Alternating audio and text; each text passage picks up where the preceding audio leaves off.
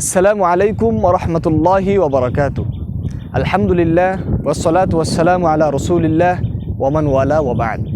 প্রিয় দ্বীনী ভাই বোনেরা, গত পর্বে আমি আপনাদের সামনে আলোচনা করেছিলাম যে নামাজে নাভির নিচে হাত বাঁধা এটা সুন্নত কিনা, বা রাসূলুল্লাহ সাল্লাল্লাহু আলাইহি সাল্লাম নাভির নিচে হাত বাঁধতেন কিনা।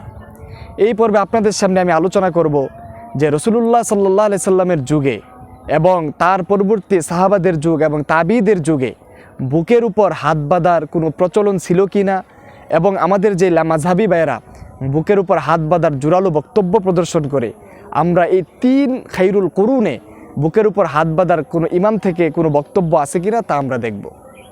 আসুন আমরা সরাসরি আলোচনায় চলে যাই। ইমাম তিরমিজি রহমতুল্লাহ আলাইহি, যিনি 279 হিজরিতে ইন্তিকাল করেছেন, ইমাম তিরমিজি রহমতুল্লাহ আলাইহি তার জগৎ বিখ্যাত হাদিসের কিতাব সুনানুত তিরমিজির প্রথম খণ্ডের 59 নম্বর পৃষ্ঠার মধ্যে বাব কায়েম করেছেন, বাবু ওয়াদইল ইয়াদিল ইউমনা আলাল ইউসরা আও শিমালি ফিস সালাহ। ইমাম তিরমিজি রহমতুল্লাহ আলাইহি বাব কায়েম করেছেন যে নামাজের মধ্যে ডান হাত বাম হাতের উপর রাখা প্রসঙ্গে অধ্যায়। সেই অধ্যায়ের মধ্যে ইমাম তিরমিজি রহমতুল্লাহ আলাইহি একটি হাদিস এনেছেন যে রাসূলুল্লাহ সাল্লাল্লাহু আলাইহি সাল্লাম নামাজে ডান হাতকে বাম হাতের উপর রাখতেন।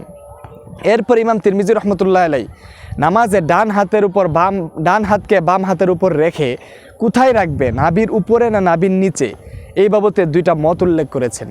ইমাম তিরমিজি রহমতুল্লাহ আলাইহি বলেন, ওয়া রাআ বা'দুহুম আই ইয়াদাহুমা ফাওকা আস-সুররাহ ওয়া রাআ বা'দুহুম আই ইয়াদাহুমা তাহতা আস-সুররাহ ওয়া কুল্লু যালিকা ওয়াসিউন ইনদাহুম।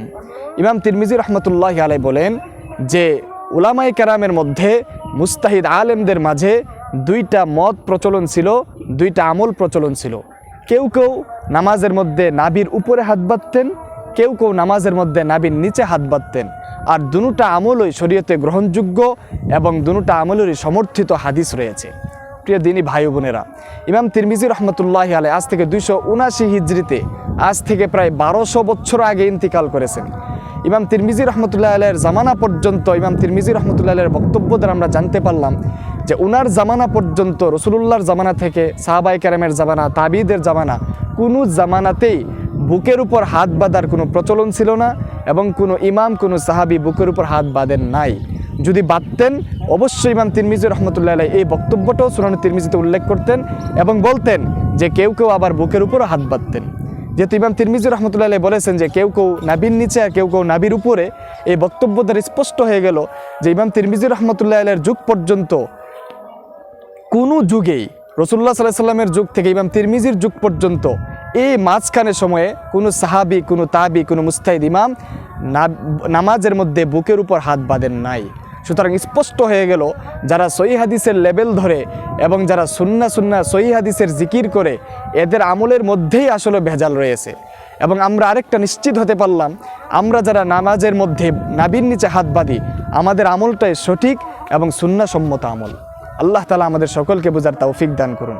আসসালামু আলাইকুম ওয়া রাহমাতুল্লাহি ওয়া বারাকাতুহু।